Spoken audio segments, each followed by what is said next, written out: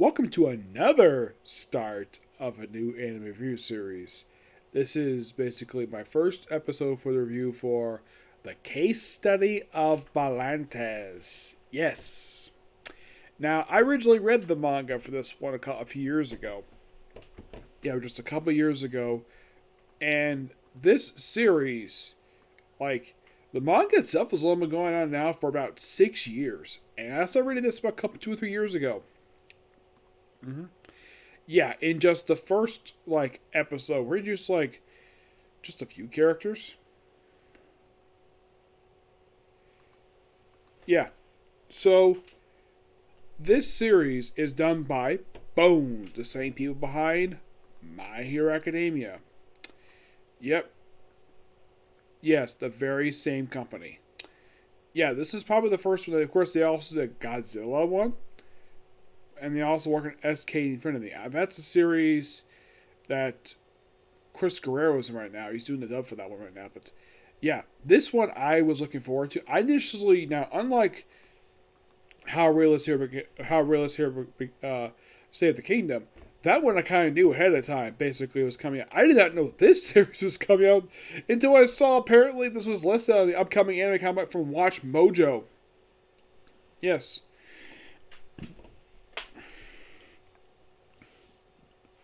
Excuse me. Yeah. Also, I should point out, though, this is the 14th series I've done this year so far.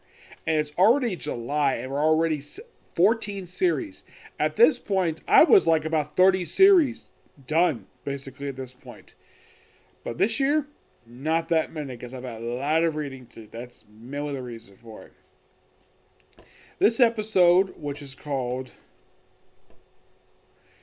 In the Event of Rusty Hoops.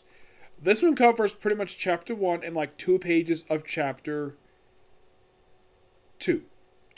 Yes, the thing has a bit of a rearranging of basically stuff. There's a couple pages that happen later on the chapter they do at the very start of the very episode, which has this gorgeous animation where it explains the backstory about the Book of Vanitas. That's mainly the main object of the series. And mostly it's about a vampire with blue eyes, and the fact it's very deadly, and the fact it's described as a grimoire. Yes, an actual grimoire, where it's cursed and like evil and all that stuff. Cut to an airship. Yes, an airship, where we see, oh yeah, there's a vampire on the loose, and people think, oh yeah, just a myth. There's a slight change here in this particular scene. Mainly put in the manga, there's the picture they show in the episode. It's the same picture from the actual manga, where you have vampire over a woman. Now in the manga, they actually show the woman's chest. In the anime, they kind of pulled up a little bit, but they did show a little bit of skin here. And we see the main character series. No, way. I think that's how you pronounce it. Yes, the way this character is, he speaks, the way the subtitles basically have it here, because it's basically a Japanese sub, he speaks with a French accent. Yes, a French accent, where he is just standing next to this thing, look at there's vampires on the loose, and then he sees a very beautiful woman, Amelia.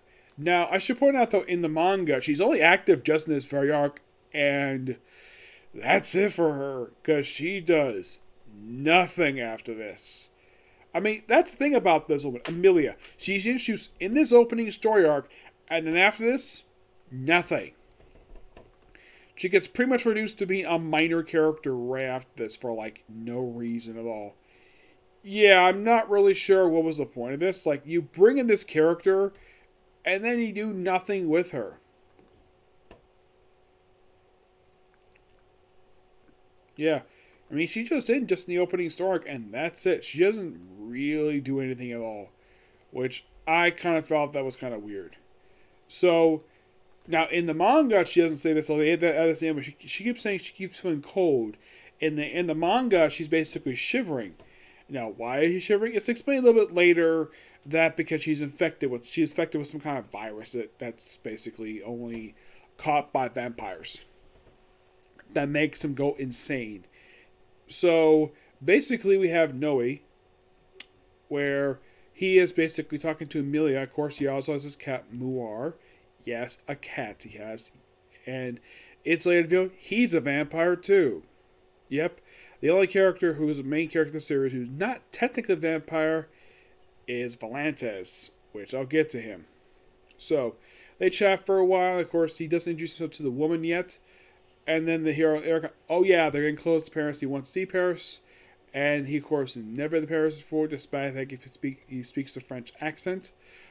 And he mentions that his teacher, he mentions why he's basically out the window. Of course, the woman is holding his cat in her arms, which is pets. The cat goes cat's adorable anyway. It looks like a white Persian cat with a, get this, a purple bow tie. Yes.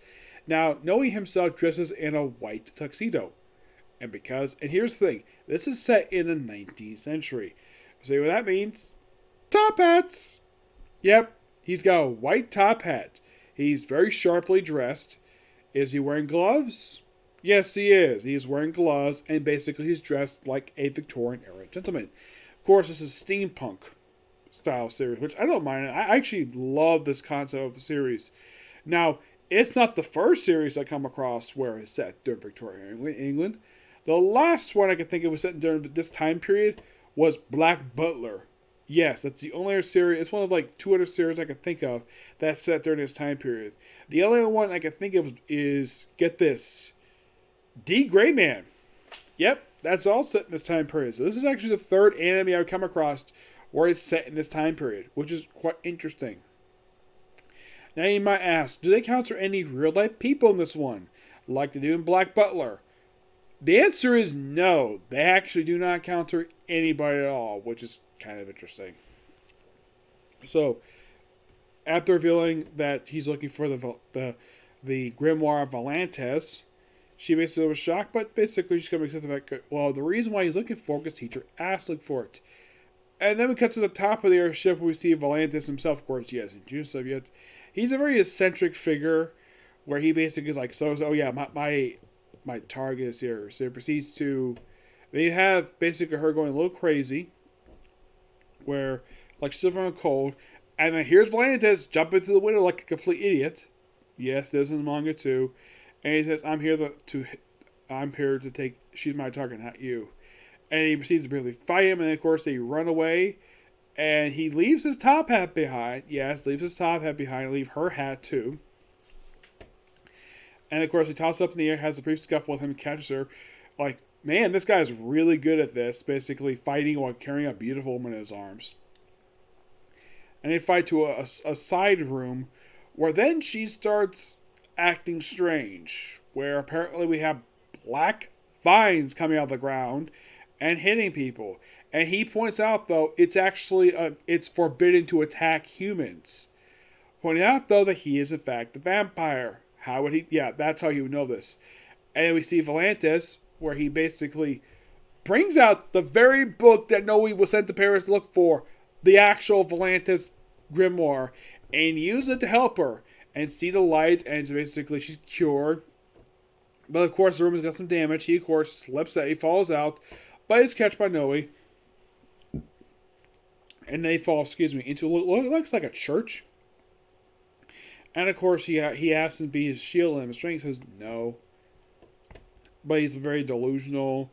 And then they walk back, and of course, he keeps asking him. And then the episode ends basically arriving at the airship. He's like, what am I back here for? I need to get my luggage and my cat. And then they're basically run up by the police. And that's the episode ends. It's an absolute really good episode, and I can't wait for next week. I have heard that basically, I've read it online. Apparently, this is going to be a two-part. This is going to be a two-part season. I'm like, okay, that actually kind of makes sense to do that. You want to know why? Because here's the thing. Prior to the release of this very episode, here's kind of the thing. You want to know how many chapters released for the manga? There's only 52. And you're probably thinking, 52. That's not enough for a whole season. Well, the series is monthly. Pandora Hearts, I think it was originally I think it was a mixture of monthly and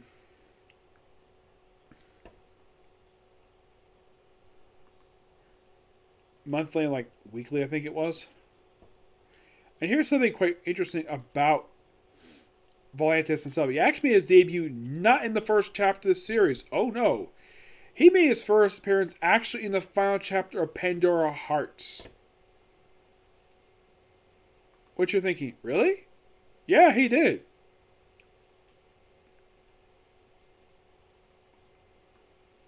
Which is quite interesting. The fact that, well, he did that. Mm-hmm. Yeah.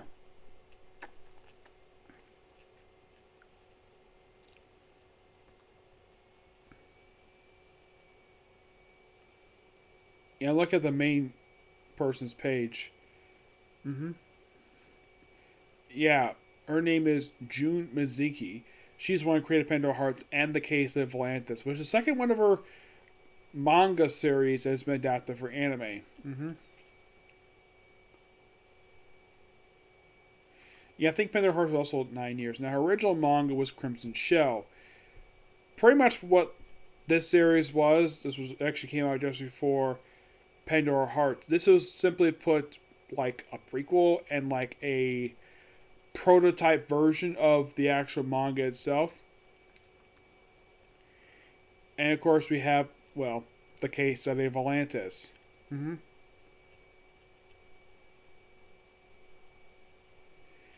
Yeah.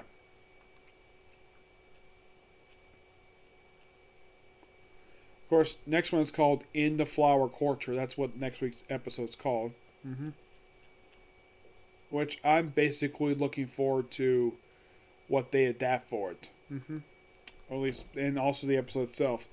Well, I was watching the thing like, man, this is really good animation. Well, it's a good thing because, well, Studio Bones. Like, I was commenting, I was watching like, man, this animation looks really good. Yep. And, well, not much else to say about it. Just a really good episode. And I can't wait for episode 2 coming next week. Now, here's something quite interesting. Here's something, I have a bit of an announcement here. There's going to be no new case closed review today. Why? Because apparently the series had to take a week off for some reason. So, none of that. So, we'll do something else at Comic Corner. Yep, a Comic Corner. You'll find out what they're going to talk about next. Okay, next video. Bye.